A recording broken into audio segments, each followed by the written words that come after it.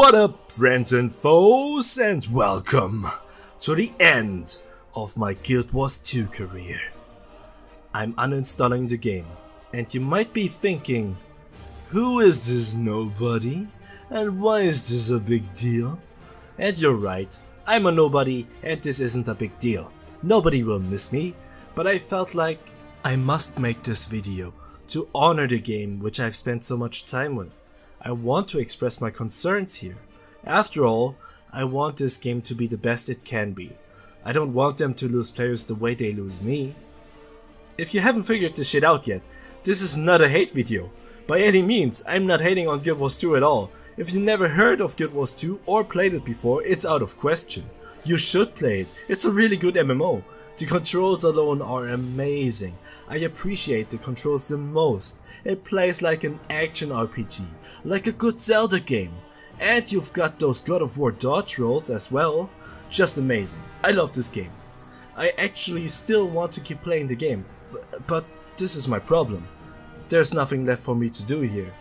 A close friend of mine told me a few weeks ago with a straight up face, "Dude, it's quite impressive. You've achieved everything you wanted in an MMO. You finished the game."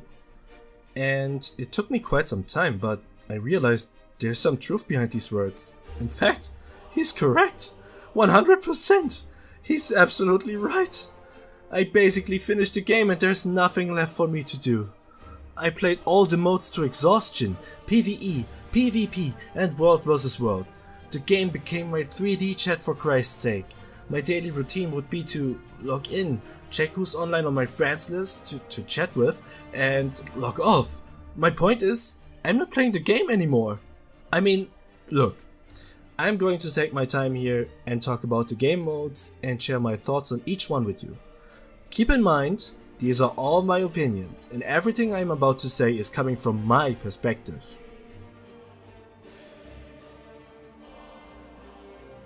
Okay, now let's start with PvE. It's all about the grind. Farming, farming, farming. Farming your ass off for the things you want to own. There are many ways of farming.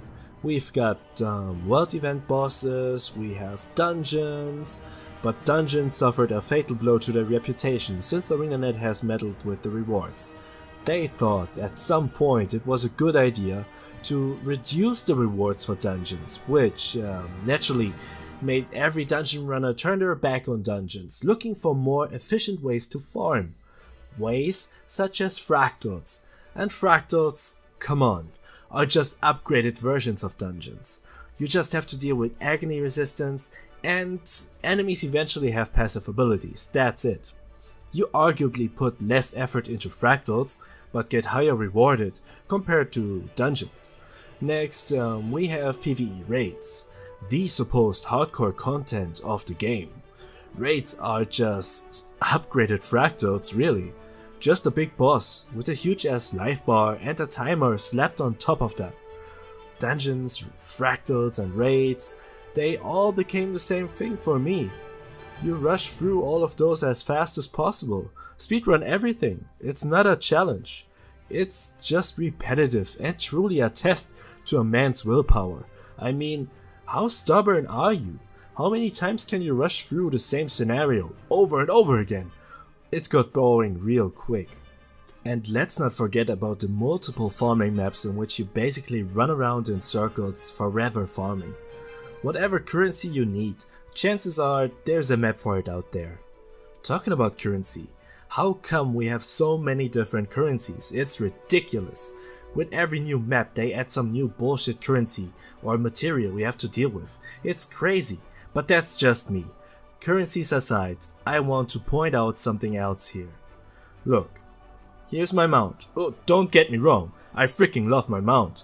I love how it feels like to ride on my griffin or jackal or raptor. But when ArenaNet introduced mounts, I was like, why? This has a huge impact on future map design if you think about it. Let's take a quick look on Queensdale, for example.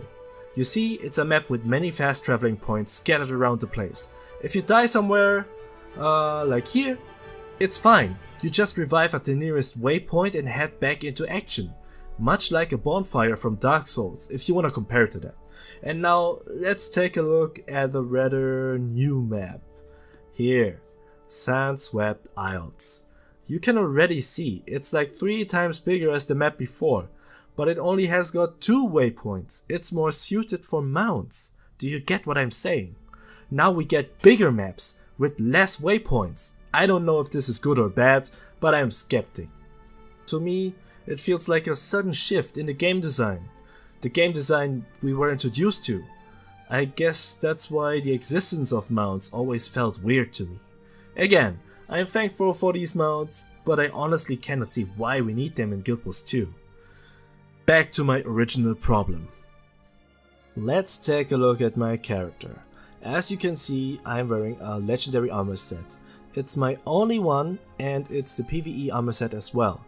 Here, let me prove it real quick. I overskinned this armor because I wanted to have a unique look.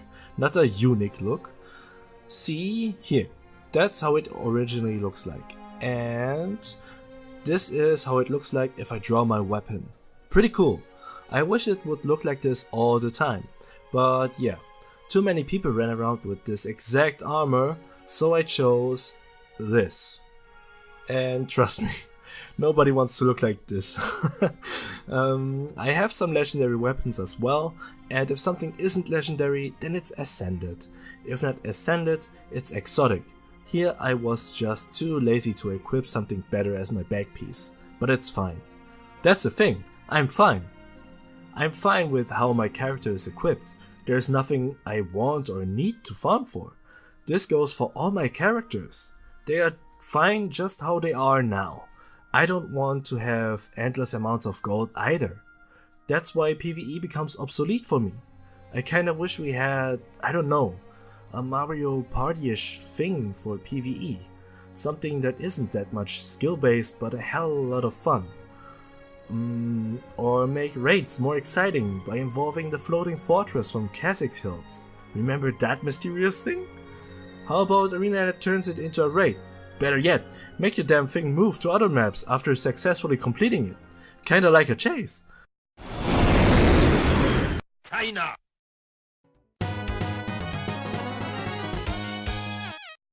That would be interesting and would create a spotlight for otherwise deserted maps. But yeah, that's not gonna happen. That's just my wishful thinking. Moving on to PvP. I've had my fair share of battles over the years and I have mixed feelings for PvP. I love PvP in this game, but it could have been so much more. I always try to treat Guildwars 2 like a fighting game. You got your unblockables, your mix-ups, frame data if we consider quickness, reactions, reads, it's all there, and it's what makes me appreciate your controls of the game even more. For example, telegraphing a huge attack, making your opponent dodge, while you weapon cancel into another huge attack, capitalizing on the fact your opponent just wasted a dodge on absolutely nothing. That's what I love. It puts more depth into the game. PvP in Guildwars 2 is good for you because it teaches you the fundamentals of the game mechanics. But PvP in this game is difficult. Not the way you'd think. I'm having a tough time evaluating PvP in Guild Wars. It becomes almost difficult to even define skill in Guild Wars' PvP. Like, can you predict and counter your opponent? Or do you just have good understanding of the multiple bullshit abilities you have access to?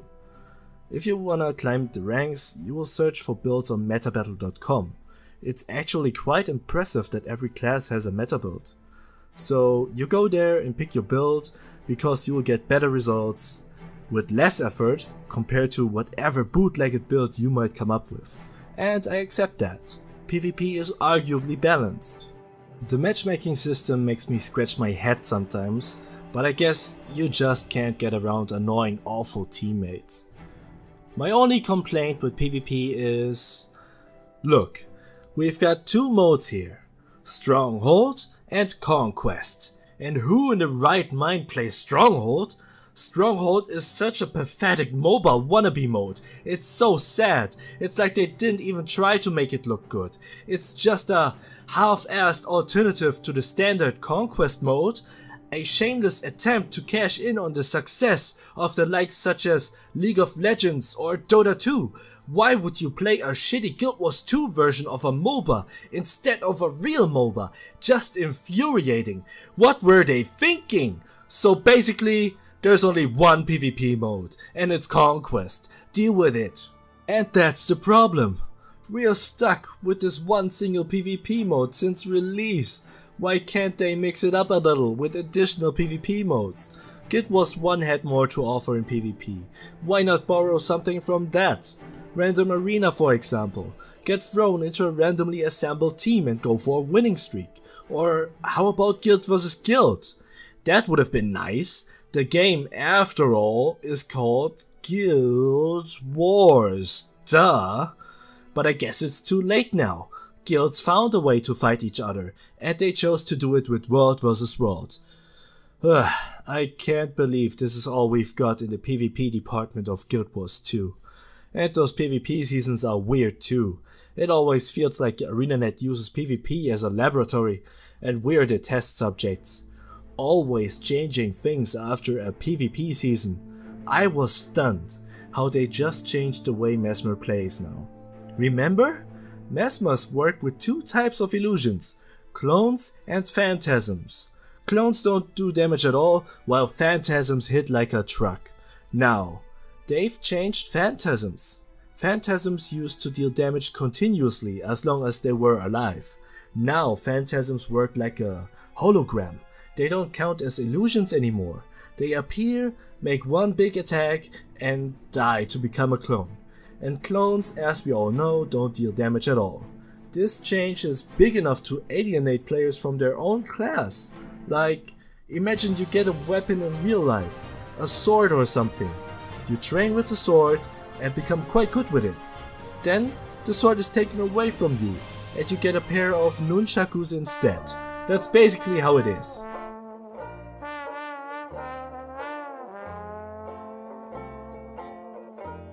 But the community has always been surprisingly tolerant towards these changes. Everybody simply accepts and adapts, it appears. But when will the change be too big for the community to accept? I don't know. There must be a line drawn into the sand somewhere. In fact, I'm still mad at ArenaNet for destroying my most beloved combo with Guardian. I loved the jump in with Greatsword 3 paired together with the instant teleport ability of Judge's intervention. It felt so natural, it felt so good. Now Judge's intervention won't proc while doing the Greatsword 3. I hate them for taking this amazing feeling of mobility away from me. I have never forgiven them since. Oh, and let's not forget about how Guild Wars wanted to become big in the esports scene. Oh man. If you never played Guild Wars before, you wouldn't even know what's going on. Many sparkles on the screen, life bar all of a sudden down, one guy is standing, the other is lying on the ground. That's it.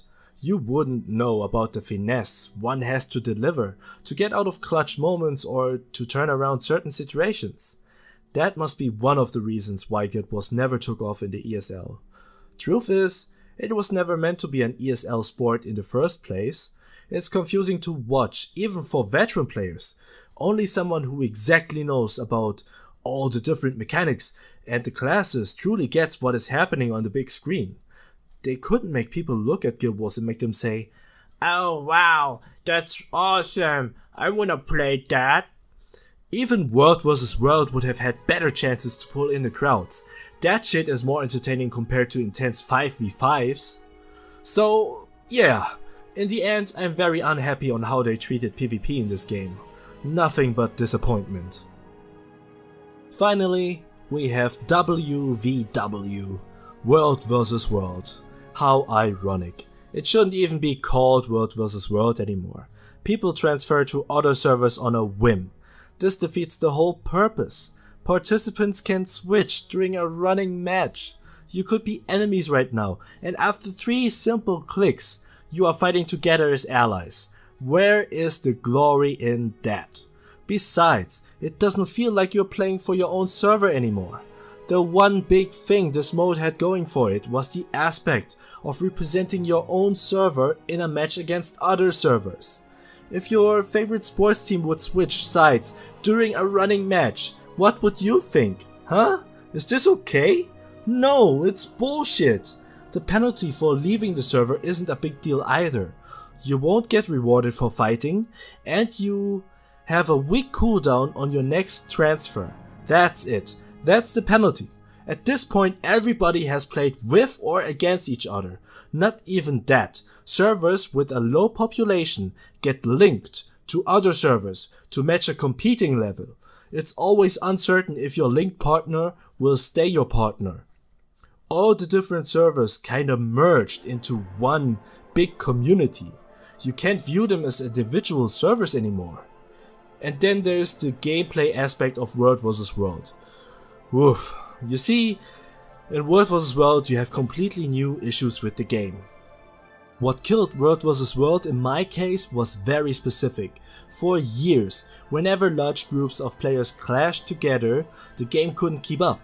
The synchronizing process between every single player was too much for the game to handle. The result of this we call skill lag. You were only able to reliably cast your auto attack. So, every fresh matchup started with insane amounts of queues. You had to be there early to wait for the maps to be opened, spamming F on those damn portals in Lion's Arch. And if you happened to make it onto the map, you were lucky/unlucky, because every server would have large amounts of players wanting to play the first hours of the new matchup and thus leading up to skill lag during large battles. Completely killing the mood. I raged whenever I couldn't cast my other abilities. The fact I had to endure this shit for so long gave me mental scars, man. I mean, this won't leave my mind. It's the one big no-no for me when it comes down to World vs. World. And I'm aware of the fact that ArenaNet actually tried to improve World vs. World. Imagine if all the people in Twitch chat had a voice.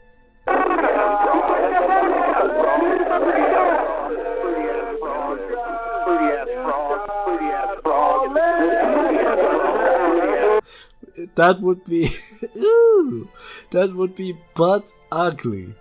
Man, let me tell ya, this was the funniest shit.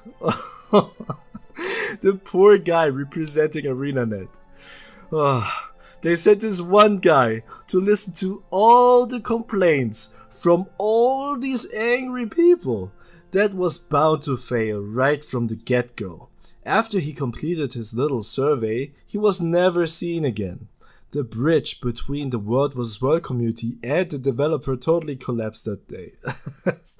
I bet ArenaNet doesn't want to deal with this community ever again. It's unlikely that these two parties will ever meet again eye to eye. That shit was crazy. Here, let me paint a picture for you. It was like this.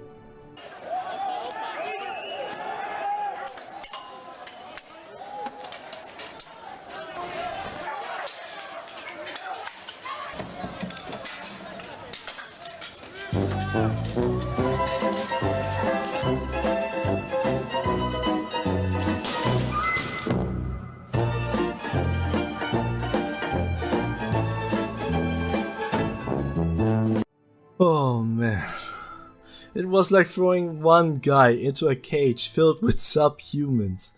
One guy. To even think one guy would be enough to handle the crowd. Oh my god, good shit. Okay, so let's recall. The two biggest problems of World vs. World are 1. You don't get the feeling you are fighting for your server because of a freely moving World vs. World community. 2. The power levels between the servers are too far off from another because of this moving community. Other than that, World vs. World is a fine mode. It could be even improved further if you ask me. Those servers who are struggling against stronger opponents tend to give up the matchup completely. The result is an empty map with one dominating caller. This is bad. If this happens, the rest of the matchup is obsolete. No enemy to fight, no action, no reason to play this mode. As a solution, I would suggest turning all spawning points into NPC generators. generating allied troops who move out in waves to capture objectives, making the winner of the match keep working to maintain their position while giving those at a disadvantage a mechanic to catch up. Similar to minions from League of Legends, it's just a suggestion. After all, I want this to improve to be the best it can be. And yes, I know about the upcoming alliance system, but you see, I will be long gone when they patch it into the game. Okay, that's all I have to say about the content of Guild Wars 2.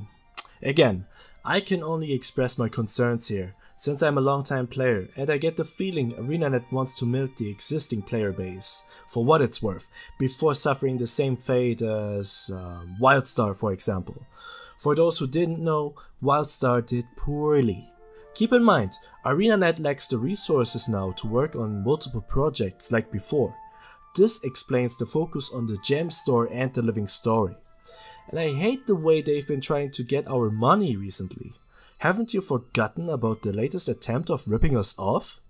Gathering tools were fine, until some scumbag over there at ArenaNet HQ had the brilliant idea to monetize on that.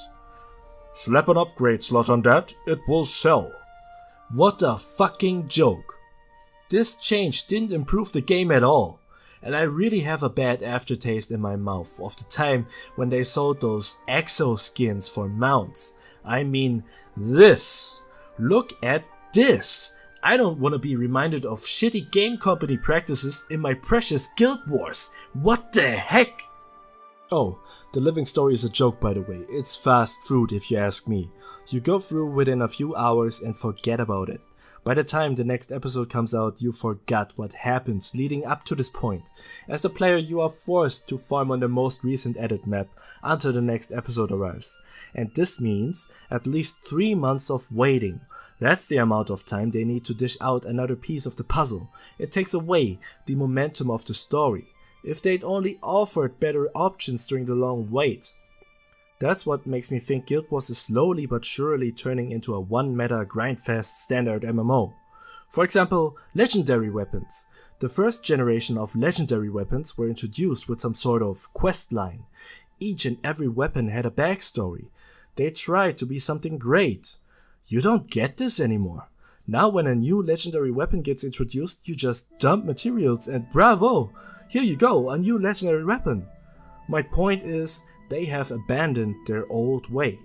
Now your Legi only differs from an Ascendant weapon by the amount of materials you've dumped on it. What a shame. My ultimate problem with Guild Wars 2 is the moment I want more of the game, the moment I want to become better, that's the moment Guild Wars 2 loses me. I become part of the minority. It's not a hardcore show your skills kind of game. It seems they only want to please this one crowd of players who casually play after work and throw some money at the gem store, while the hardcore audience gets the short end of the stick, spending more time but receiving less affection. You cannot take yourself seriously in Guild Wars 2. There's nothing to be proud of because nothing is difficult to master. It is not challenging. It all boils down to who you are hanging out with. Having friends playing Guild Wars with you makes a big difference. After all, this is not a single player game. But I'm like the last man standing. Everybody I once knew left the game already, one after another. Now that everybody is gone, I had time to think of all this, and I do love Guild Wars 2. It's way up there on my list of favorite games ever, but I can feel it's time for me to leave as well. And I'm still not satisfied with this video. I don't want to watch this after a year and end up disagreeing with what I said. I feel like there's a lot more I could have talked about, but that's where you come in.